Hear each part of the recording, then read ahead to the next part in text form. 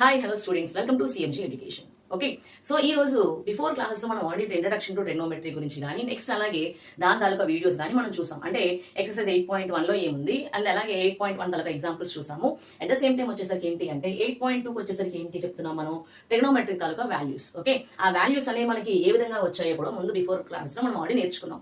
So ఇప్పుడు ఈ యొక్క ఎక్సర్సైజ్ అంటే ట్రిగ్నోమెట్రీలోని ఎక్సర్సైజ్ 8.2లోని మనకి ప్రాబ్లమ్స్ ఏమున్నాయో చూద్దాం. ఫస్ట్ ఆఫ్ ఆల్, సో ఇప్పుడు ఎవాల్యూట్ ద ఫాలోయింగ్ అని చెప్పేసి చెప్తున్నారు. Question number 1 and evaluate the following అంటే ఏం చెప్తున్నారు. ఫస్ట్ వన్ ఇక్కడ క్వశ్చన్ నెంబర్ 1 లోని కొన్ని ప్రాబ్లమ్స్ ఇచ్చారు, దాన్ని మనకి సాల్వ్ చేయమని చెప్తున్నారు అనమాట. సో అయితే అందులోని ఫస్ట్ వన్ చూసినట్లయితే ఏమంటున్నాం మనం, sin 60 అండ్ అలాగే cos 30. Okay, sin 60 cos 30 plus sin 30 cos 60 అది ఒక ప్రాబ్లం. నెక్స్ట్ అలాగే 2 tan square 45 degrees అండ్ అలాగే cos square 30 degrees minus sin square 60 degrees. So ఈ వాల్యూస్ అన్ని కూడా మనం బిఫోర్ క్లాస్ లో మనం నేర్చుకున్నాం ఆల్రెడీ. సో ఎలా ఫైండ్ అవుట్ చేయాలి, దాని వాల్యూస్ మనకి ఏ విధంగా వచ్చాయి, దాని షార్ట్ కట్ ట్రిక్స్ ఏ విధంగా ఉన్నాయి, ఇవన్నీ కూడా మనం బిఫోర్ క్లాసెస్ లో మనం చూసాం.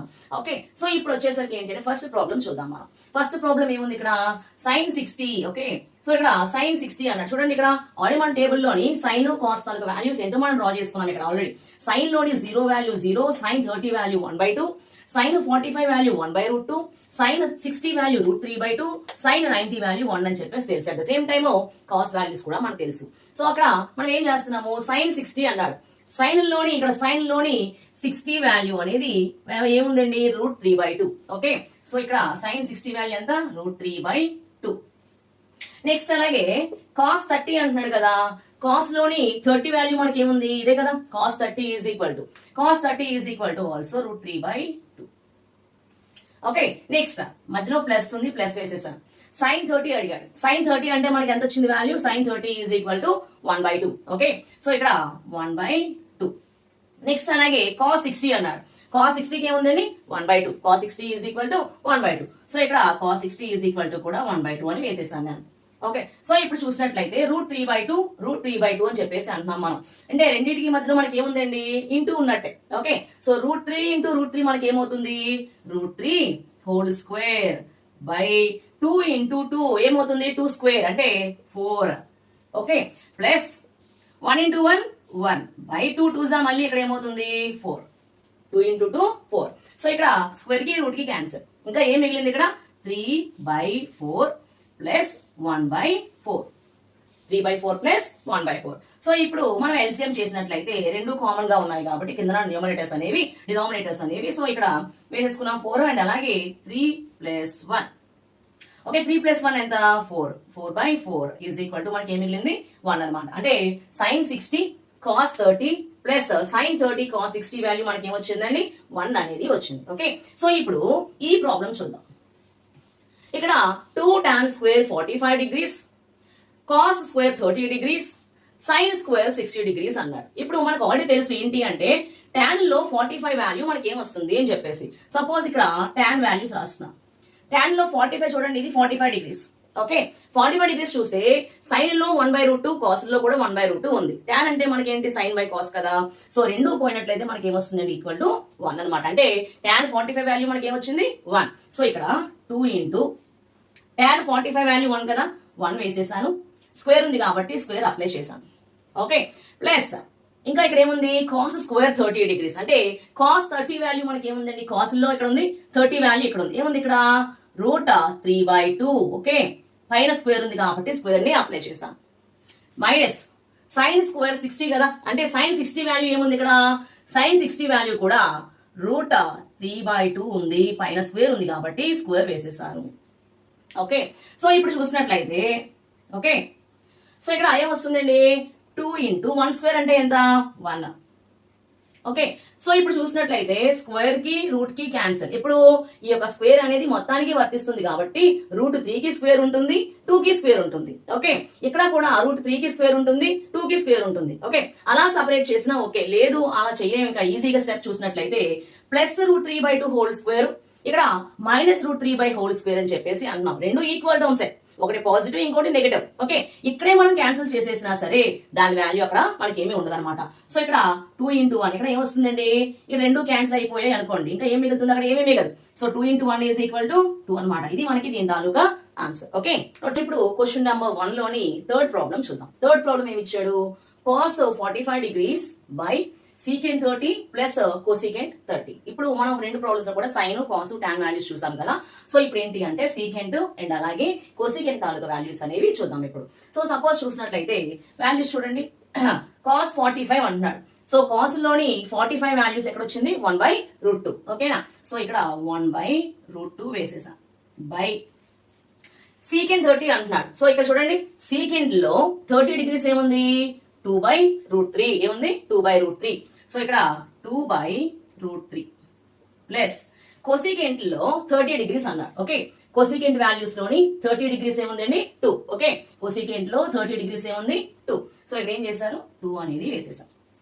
ఓకే, మనకి వాల్యూస్ అనేవి తెలిస్తే ఆటోమేటిక్ గా కూడా ఇవన్నీ మనం డ్రా చేయొచ్చు. అయితే మనకి ఫస్ట్ వాల్యూస్ ఏవైతే ఉన్నాయో సైన్ కాసు టాన్ అనేది మెయిన్ మనకి తెలియాలి.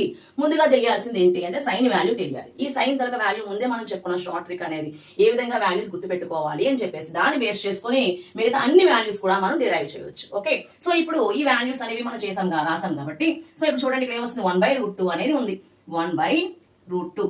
ఓకే, బై ఎల్సిఎం కట్టేసాను ఇక్కడ నేను.